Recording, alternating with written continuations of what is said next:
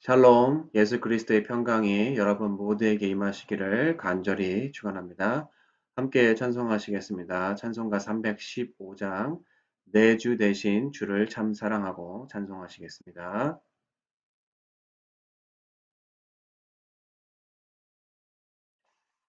내 주 대신 주를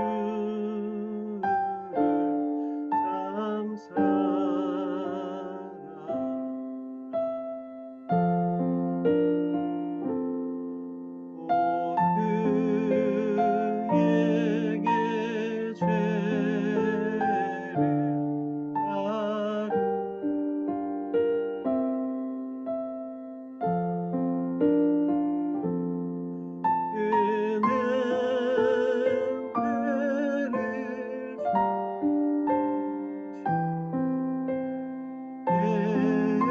이전보다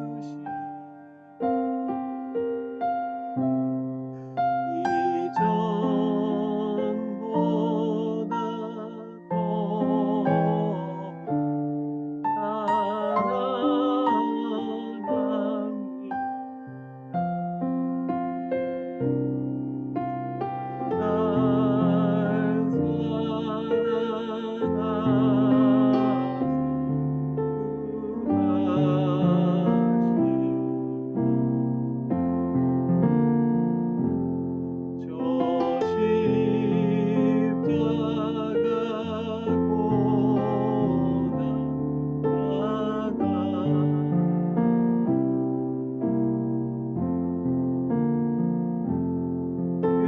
그가 시관 쓰신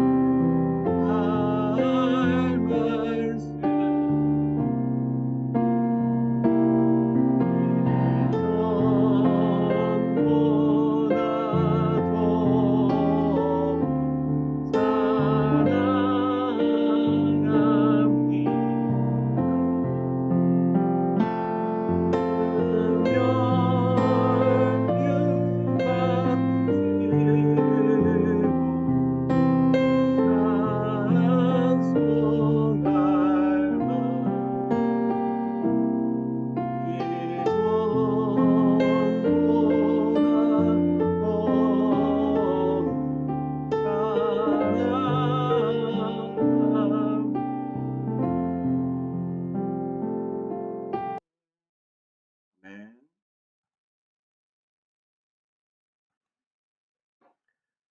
예, 오늘 함께 나누실 말씀은 고린도 후서 5장 17절부터 21절입니다. 고린도 후서 5장 17절부터 21절입니다. 함께 읽으시겠습니다. 그런즉 누구든지 그리스도 안에 있으면 새로운 피조물이라. 이전 것은 지나갔으니 보라 새 것이 되었도다. 모든 것이 하나님께로서 났으며 그가 그리스도로 말미암아 우리를 자기와 화목하게 하시고 또 우리에게 화목하게 하는 직분을 주셨으니 곧 하나님께서 그리스도 안에 계시사 세상을 자기와 화목하게 하시며 그들의 죄를 그들에게 돌리지 아니하시고 화목하게 하는 말씀을 우리에게 부탁하셨느니라. 그러므로 우리가 그리스도를 대신하여 사신이 되어 하나님이 우리를 통하여 너희를 권면하시는 것 같이 그리스도를 대신하여 간청하노니 너희는 하나님과 화목하라. 하나님이 죄를 알지도 못하신 이를 우리를 대신하여 죄로 삼으신 것은 우리로 하여금 그 안에서 하나님의 의가 되게 하려 하심이라. 아멘.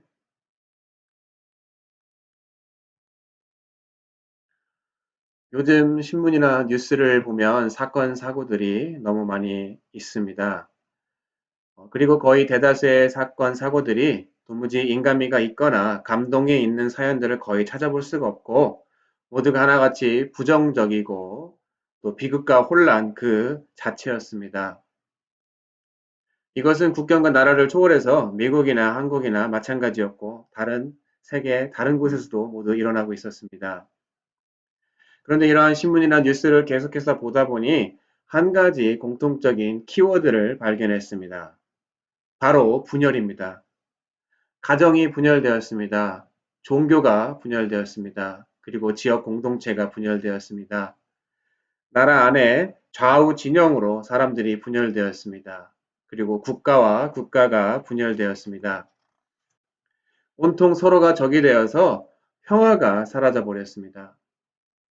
이럴 때 가장 기본이 되는 사람과 사람 사이의 올바른 관계를 배울 수 있는 첫 번째 공동체인 가정이 분열되지 않고 화목해야 하는 것이 얼마나 중요한지가 새삼 느껴졌습니다.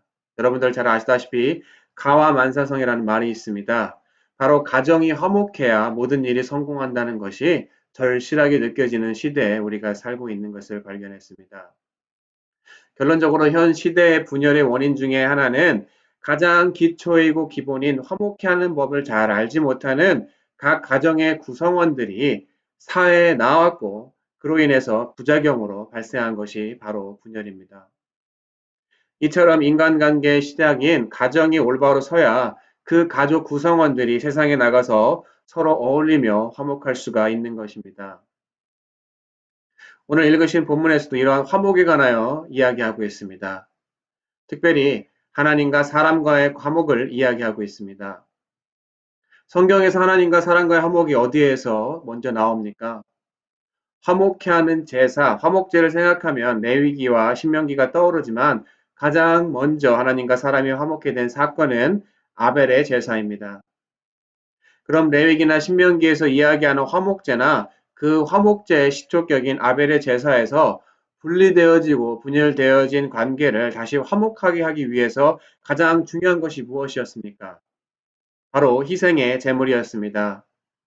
이와 같이 화목해 하기 위해서는 희생의 제물이 필요했고 성자 하나님, 바로 예수 그리스도께서 직접 그 희생의 제물이 되어 우리와 하나님을 화목하게 하신 것이 바로 십자가의 사건입니다.